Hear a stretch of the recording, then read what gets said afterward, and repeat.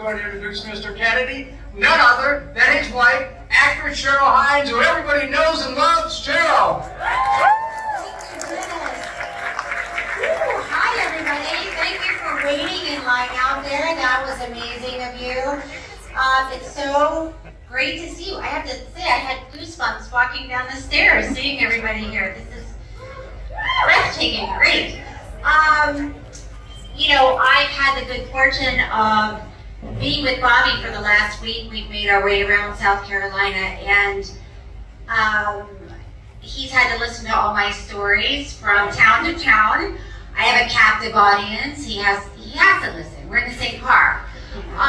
But what we've been hearing from everyone is that the working class is being neglected. Yeah. And I understand this very well because when I grew up in Florida. I grew up in a very working class family.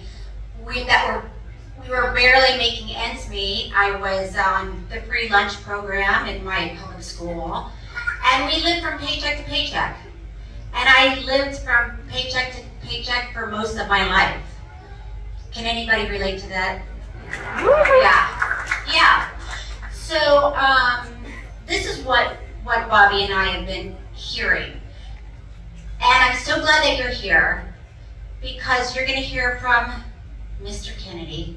It makes me laugh to say that, but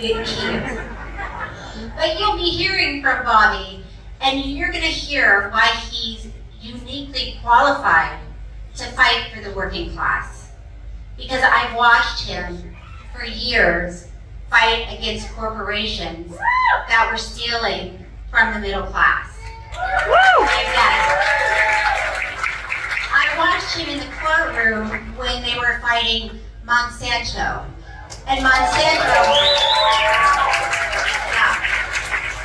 and it was a case, there was one groundskeeper from a school.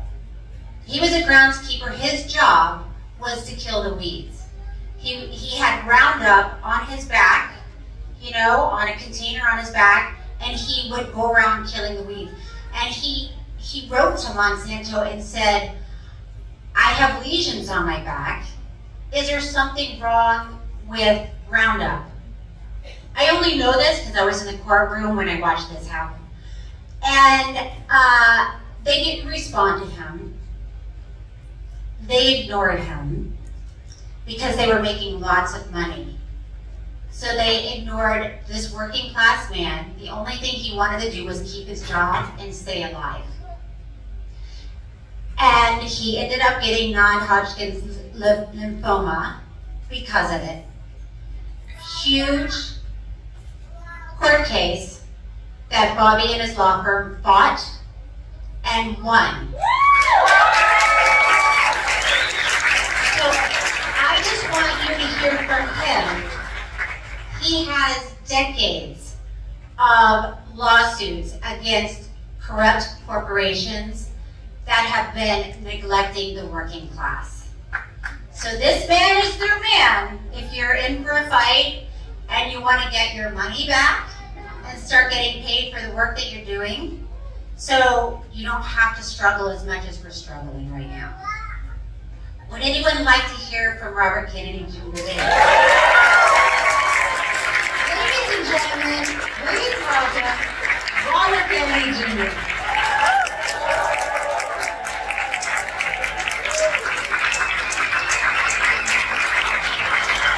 Thank you so much, Cheryl Hines. And thank you for this amazing turnout here in Spartanburg.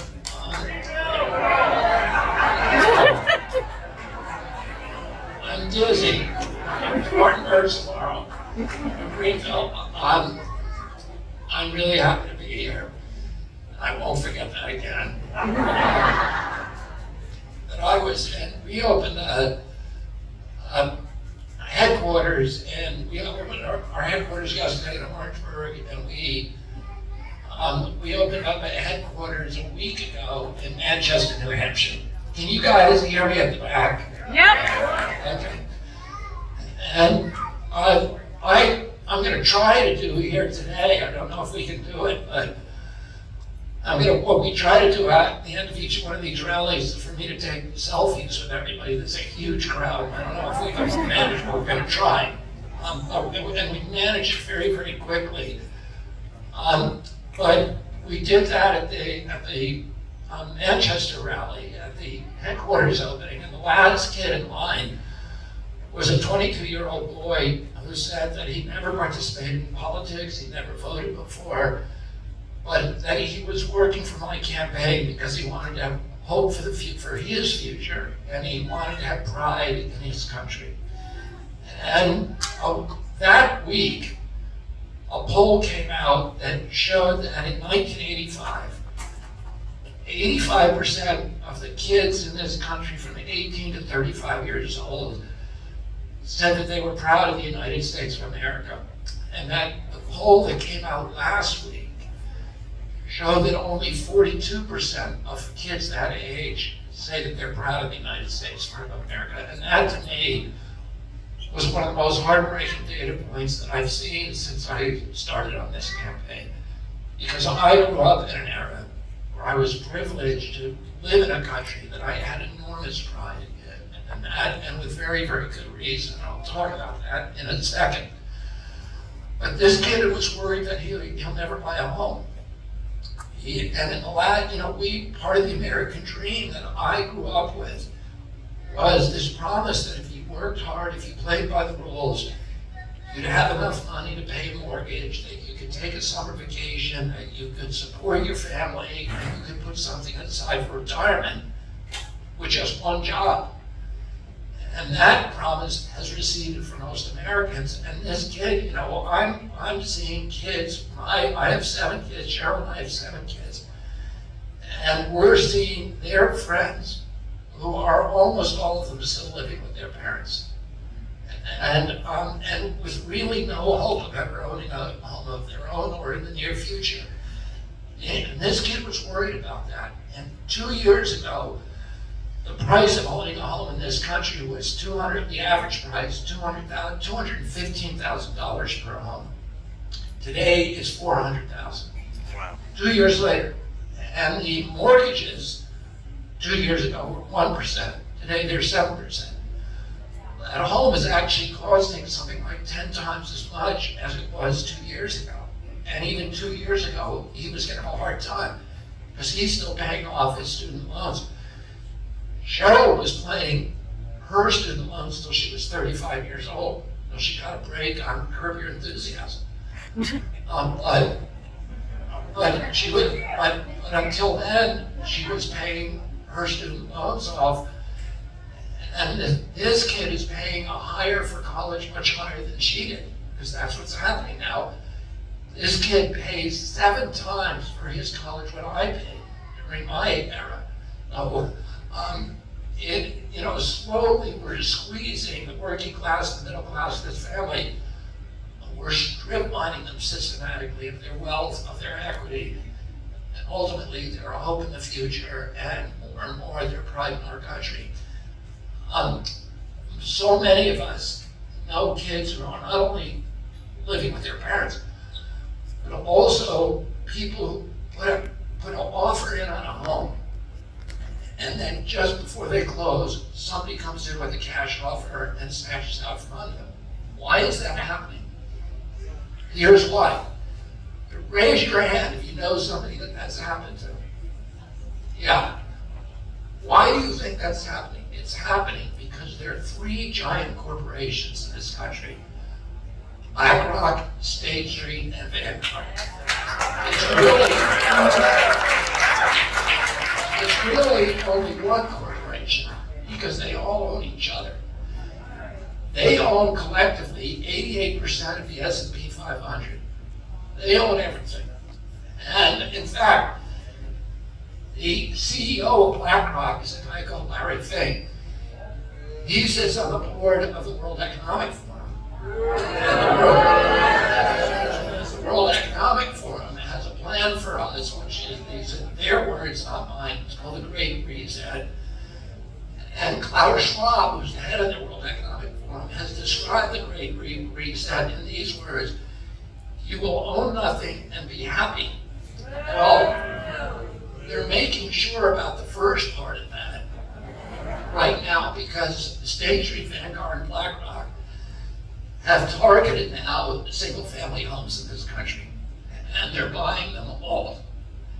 And you won't see their name. What you will see is an LLC with some, ambiguous name to it.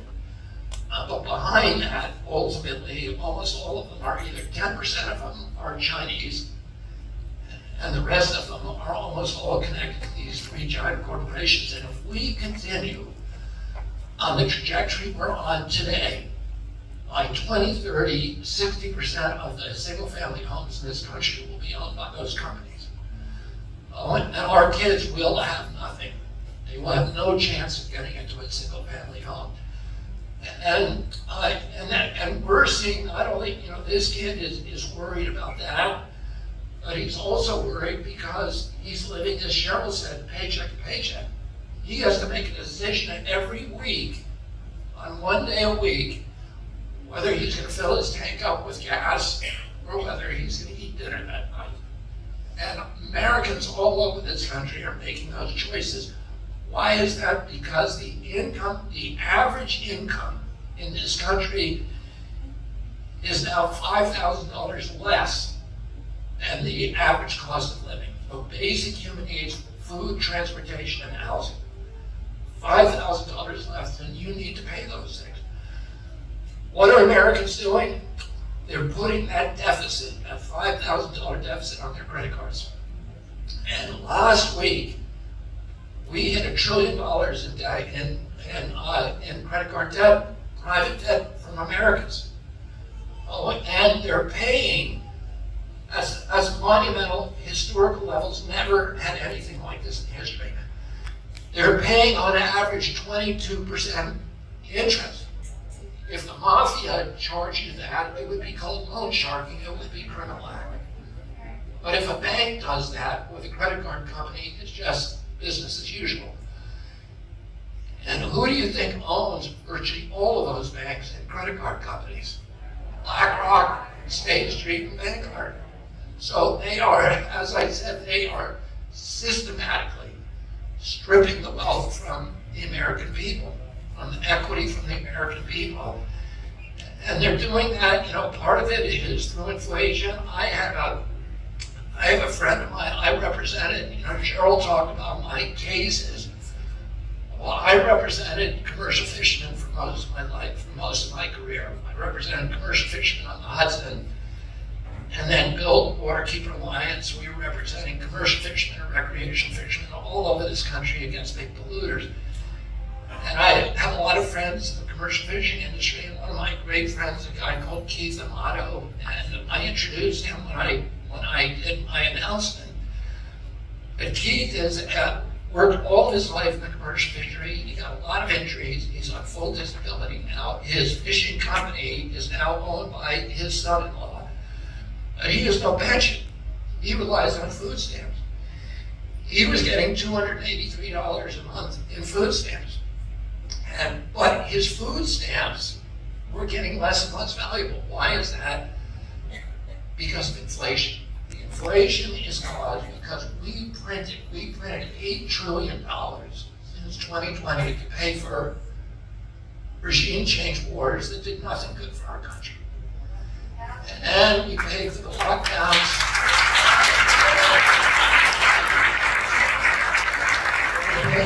That cost us $8 trillion. We paid $16 trillion for the lockdowns.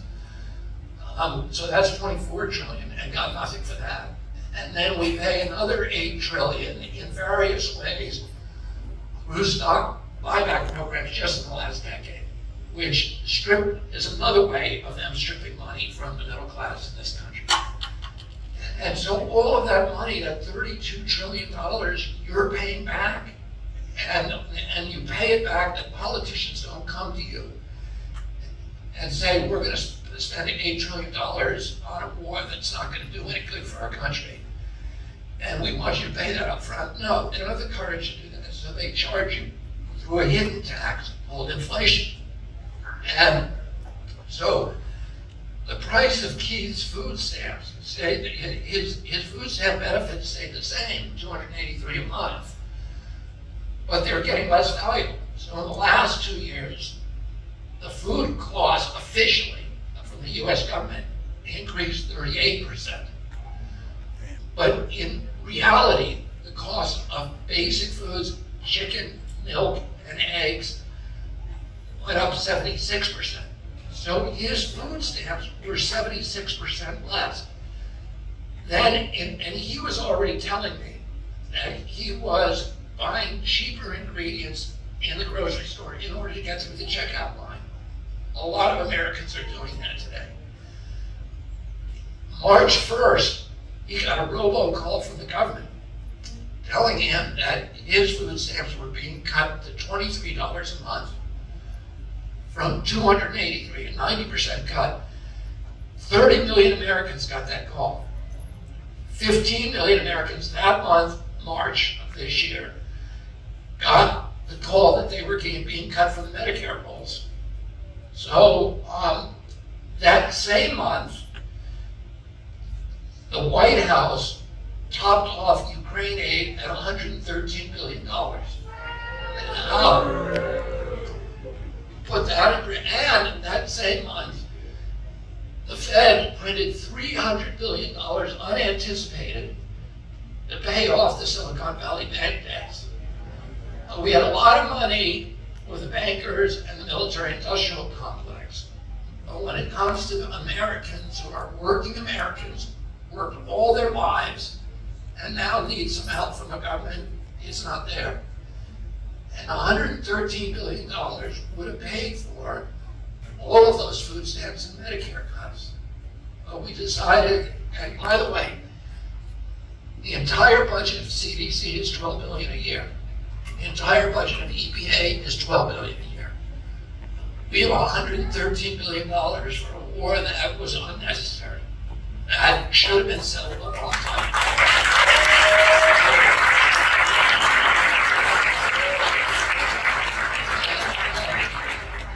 I talk, and Cheryl talked as we go around, and because of my job, because I represent working class Americans for the past 40 years, I'm representing 1,000 people, 1,000 families in Columbiana County, Ohio, whose lives are upended by the Norfolk Southern spill.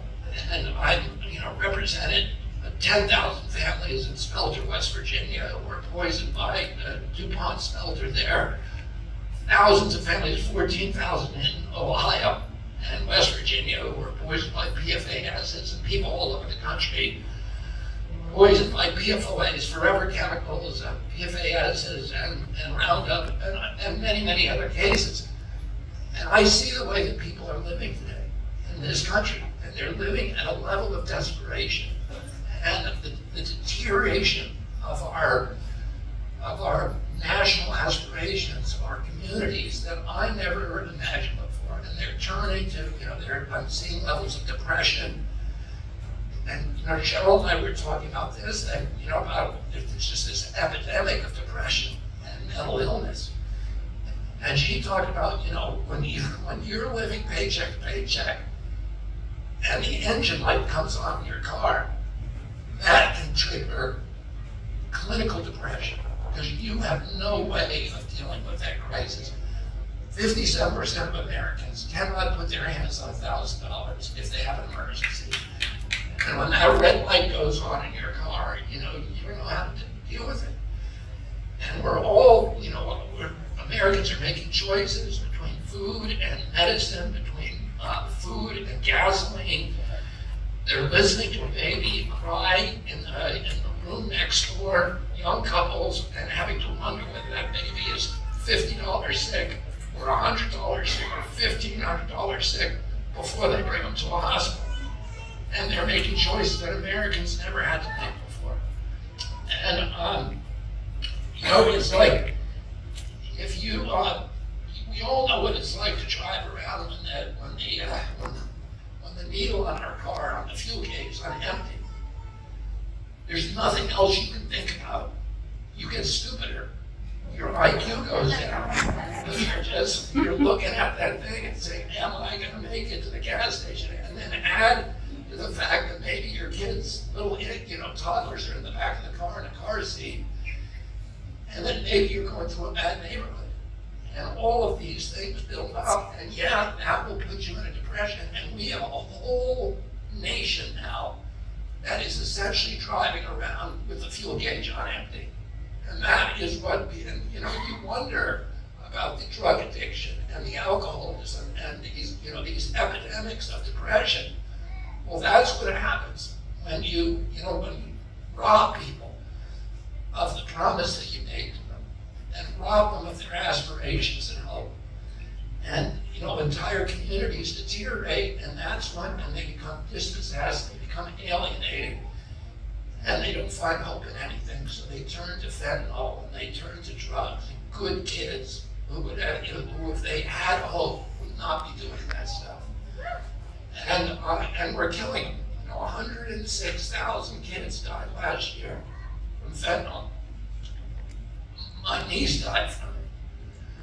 Oh, it touches all of our families. And that's double the number of people that died in the 20-year Vietnam War. We're killing every year from depression, from despair, from the deterioration that's occurring because people understand that the promise is being broken, that somebody is lying to them, the press is lying, the government is lying, and it's all systematic, and they know that. Americans know it's happening, and they can't put their finger, they don't know who to blame or what to do about it. So, I grew up at a period in American history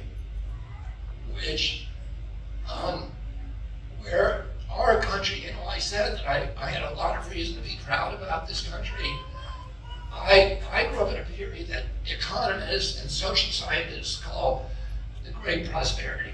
It was a 50-year period following World War II when America became the American middle class became the greatest economic generator of wealth, the engine for wealth that humanity had ever seen. We owned, when I was a boy, when my uncle was president, our country owned half the wealth on the face of the earth. Everybody wanted our products. When I traveled abroad with my father and mother to Europe, to Latin America, people would do anything to buy my blue jeans. American blue jeans, transistor radios, our RCA controls, our automobiles were the top of the line in every category. Everybody in the world wanted them. But we didn't just have great products then. We had a moral authority. Everybody around the world was looking at America for our democratic institutions. And a lot of the even 20 years ago, the institutions in our country, a lot of countries in Latin America and Asia and Europe didn't have an FDA, didn't have their version of an FDA or an NIH. If they needed a drug approved, it was in their law. It has to be approved by American FDA because it was the most trusted institution. Our democratic institutions, our courts, our scientific institutions, even things like places like DOT and USDA were models for every other country in the world. Our scholars, our lawyers were over in those countries writing constitutions for them based upon our constitution. And, today those gold standard agencies are now corrupt, captive agencies that are soft puppets.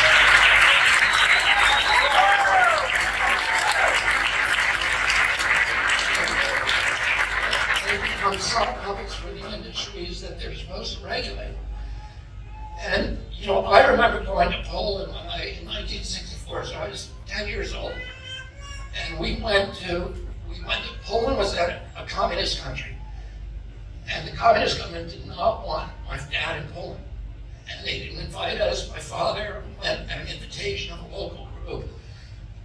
And he brought my mom and me and three of my 11 siblings. And we went to Warsaw. When we went to, before we left, we all went shopping and we bought American products because we were going to go visit a orphanage in Warsaw, and we wanted presents to give to the kids.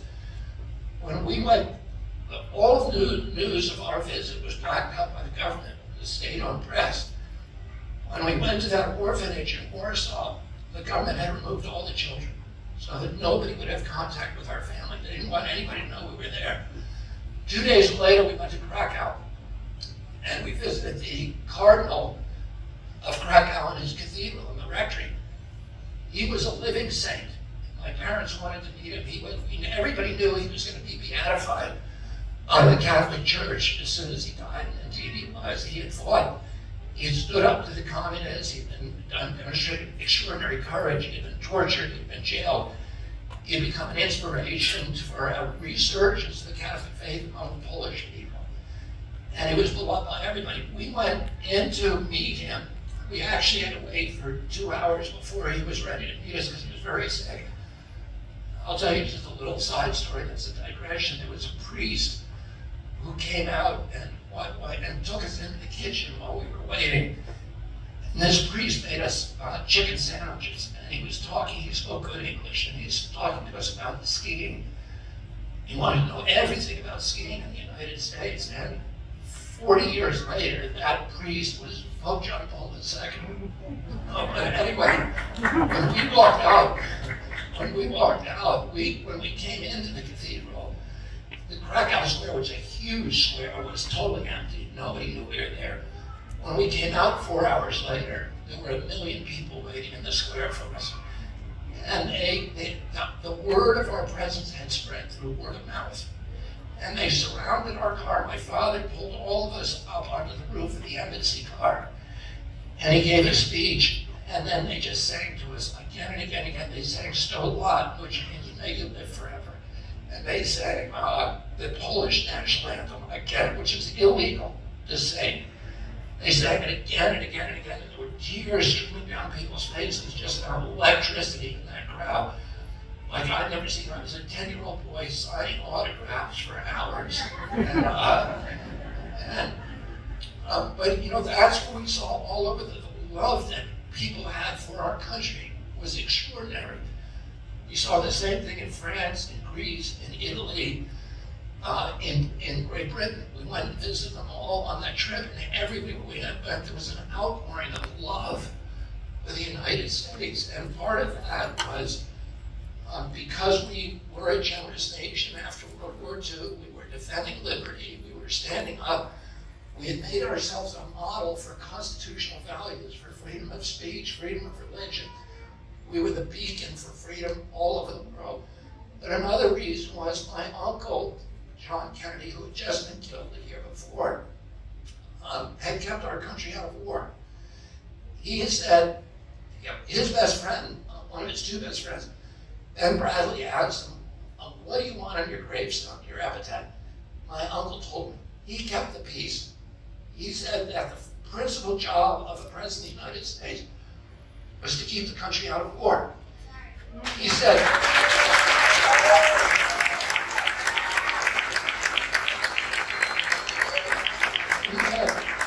I don't want children in Africa and Latin America and Asia, when they hear the phrase, United States of America, I don't want them to think of a man with a gun. I want them to think of a Peace Corps volunteer. I want them to think of the Alliance for Progress, bringing food, bringing development, building health clinics, the USAID doing the same thing, building a middle class in those countries. The Kennedy Milk Program, which gave nutrition to millions and millions of starving kids around the world.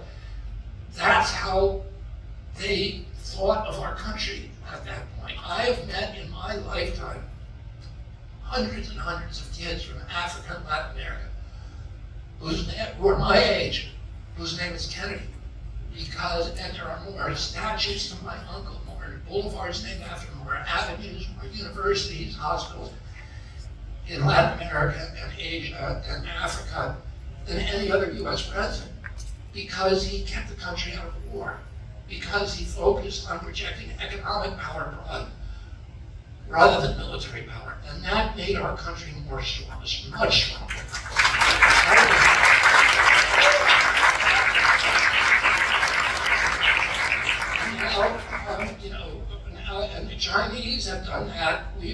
$8 trillion on wars since 2001, namely the Iraq War, which cost $4.5 trillion, and then all the spillover wars in Yemen, in Pakistan, Afghanistan, Libya, etc.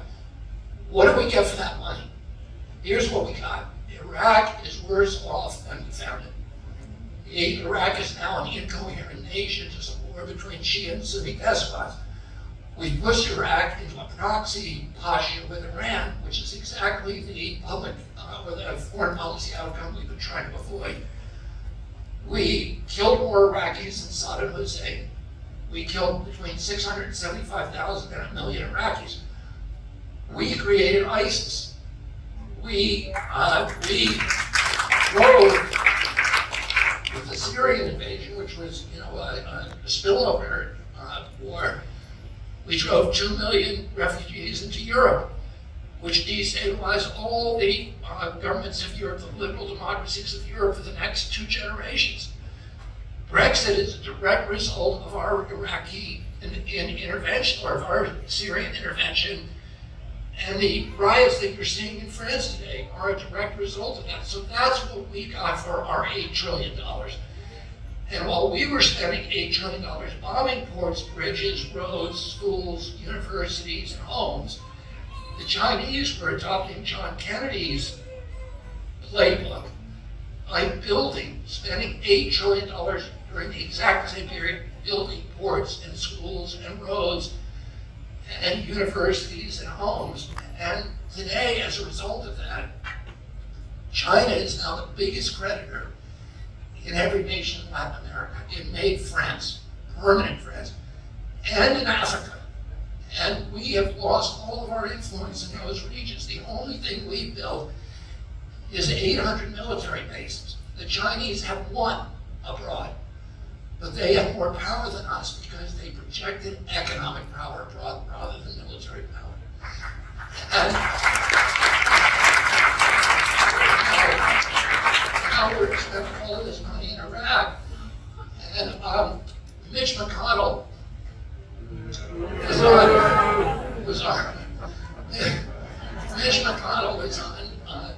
went on TV recently, and somebody confronted him. Why are we spending?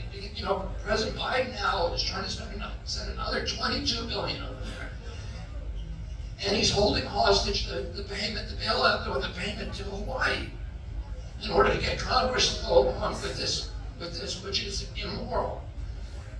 But Mitch McConnell was asked about these payments to Iraq, this huge expenditure that we're sending money to Ukraine.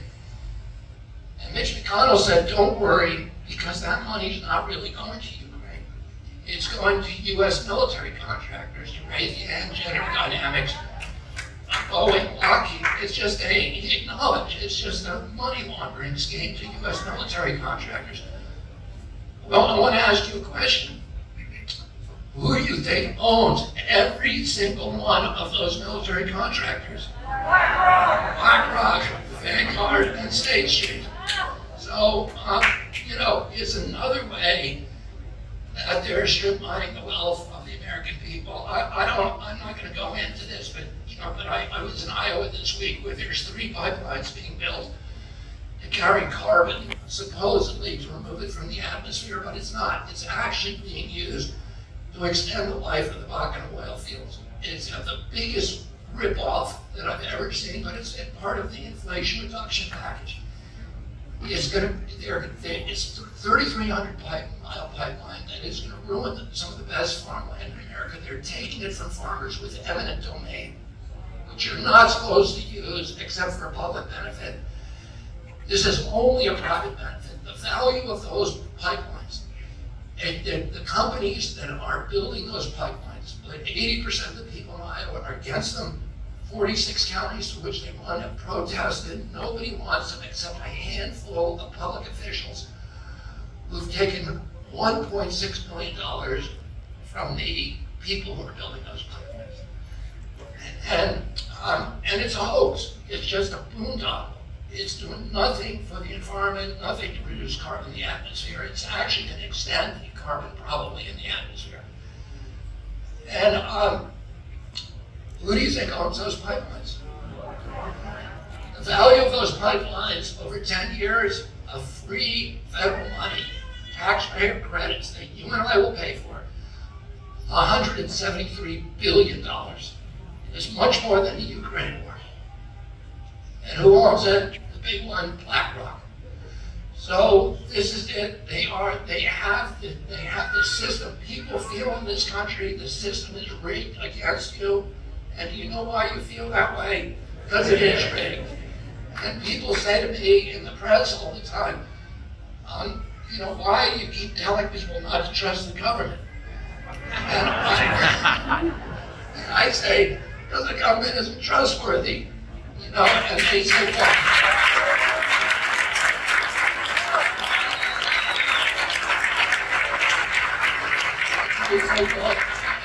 what happens when you're up there and now everybody doesn't trust the government? And I say, the reason I want to get there is because I want to make our government trustworthy again. And I know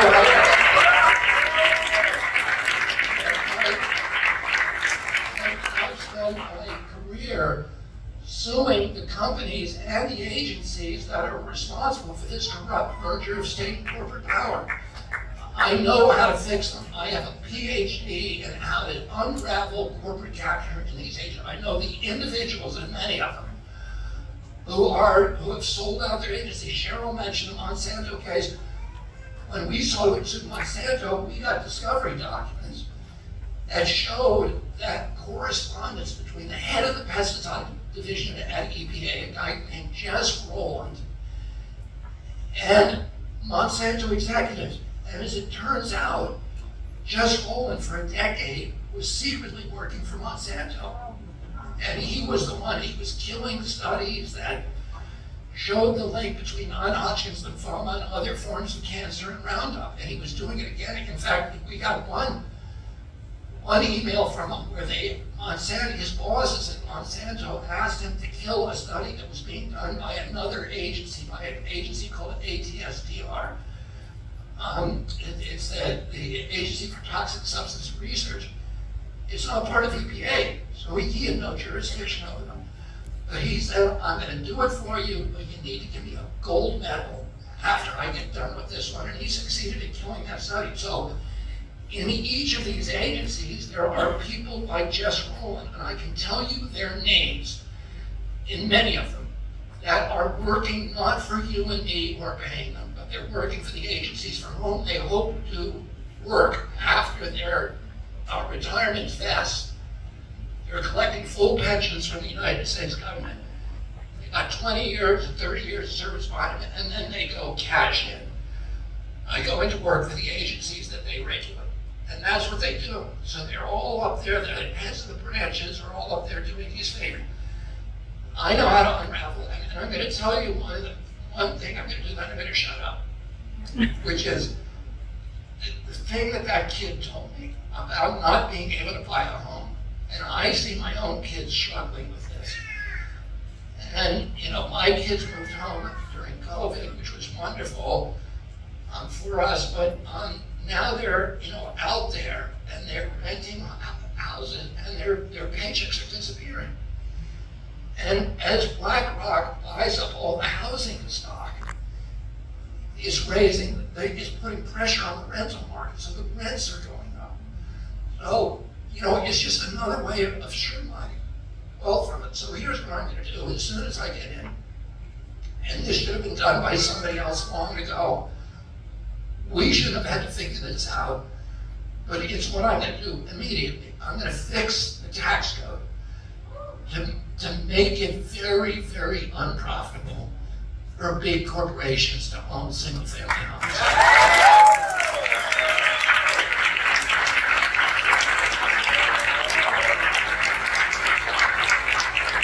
And at the same time, immediately, I'm going to make a class of mortgages, of 3% mortgages available to the American people. And I'll tell you what, I'm going to do that without raising our federal deficit. I'm going to help fix the giant deficit spending that we have through wars, through chronic disease. I'm not going to talk about chronic disease today, but unless somebody asks me, and then I'll really go off. But if you have a rich uncle, if you're lucky enough to have a rich uncle, and he's willing to co-sign a mortgage for you, and you can get a very cheap mortgage, because the company is basing it on your, on the credit rating for your rich uncle. So they'll give you a very good deal. So I'm going to make 3% mortgage available, and I'm going to give it everybody in this country a rich uncle. His name's Uncle Sam. And Uncle Sam is going to guarantee your mortgage. Uncle Sam's not taking a risk because he'll own the property if you default. But that mortgage will be financed not by the federal government, but by private bond buyers. We're going to make 3% bonds on these mortgages available that are tax-free.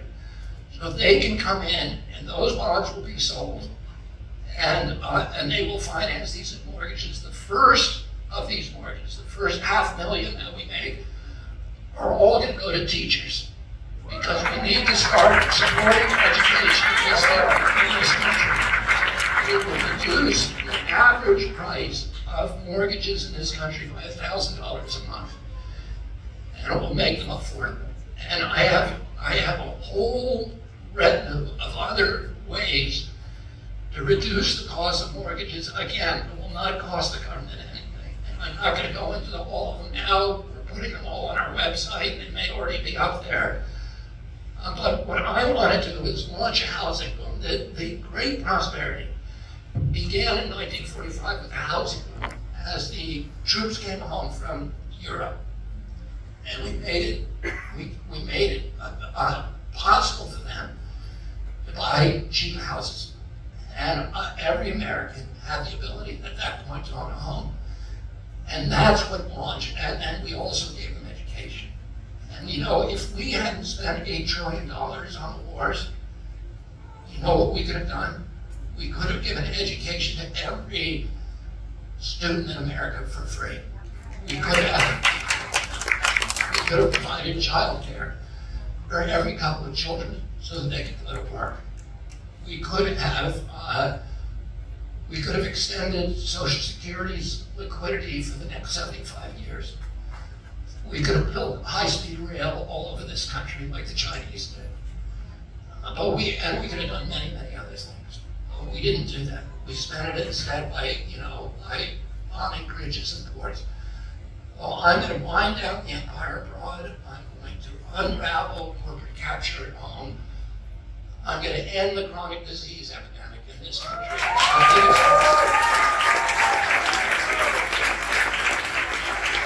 When I was a kid, when my uncle was president, 6% of American kids had chronic disease.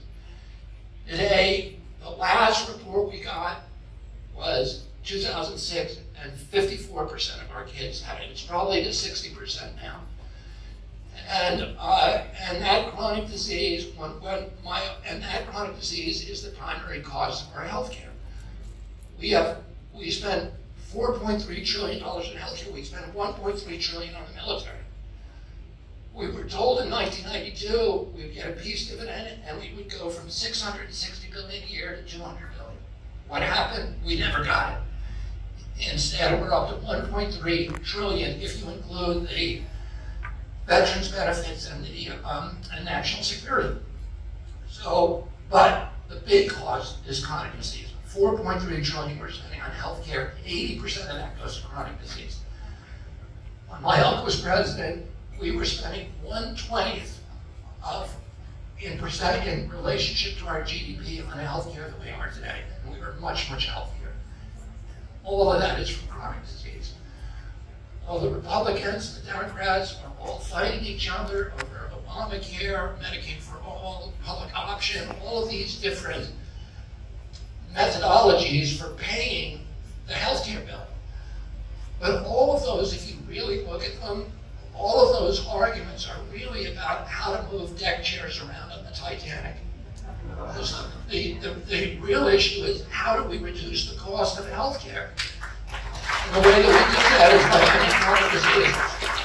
We spend 2, 3, or 4 times for healthcare what any European nation does, and we have the worst health outcomes. We have worse health outcomes than Mongolia, Costa Rica, or Cuba.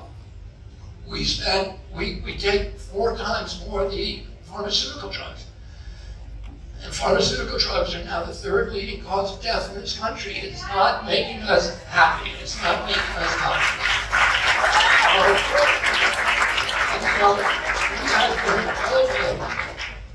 We have 4.2% of the global population in this country. Why did we have 16% of the COVID deaths? If the management of COVID was so great, the people were such heroes, why did we have the highest body count of any nation in the world? Somebody needs to answer that. Well, one of the reasons, and now that's a good answer, one of the other reasons is our chronic disease burden is higher than any country in the world. We are the sickest nation on earth. And CDC said that the average person who died from COVID in this country had 3.8 chronic diseases. So they had obesity, they had diabetes, they had asthma, and something else. And it was the chronic disease that was killing Americans. It was, and COVID just pushed them over the edge. So if we really want to fix our healthcare system, we need to start by eliminating chronic disease, and I know how to do it, and I'm happy to talk about that. But right now, I'm going to give you guys a chance to ask questions. So Dennis is here in the audience, and thank you so much for coming. Thank you.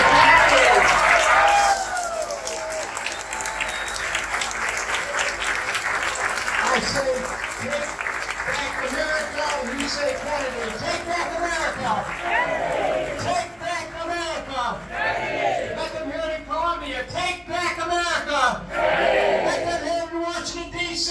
Take back America. All right, we're ready to go to questions, Mr. Kennedy. So.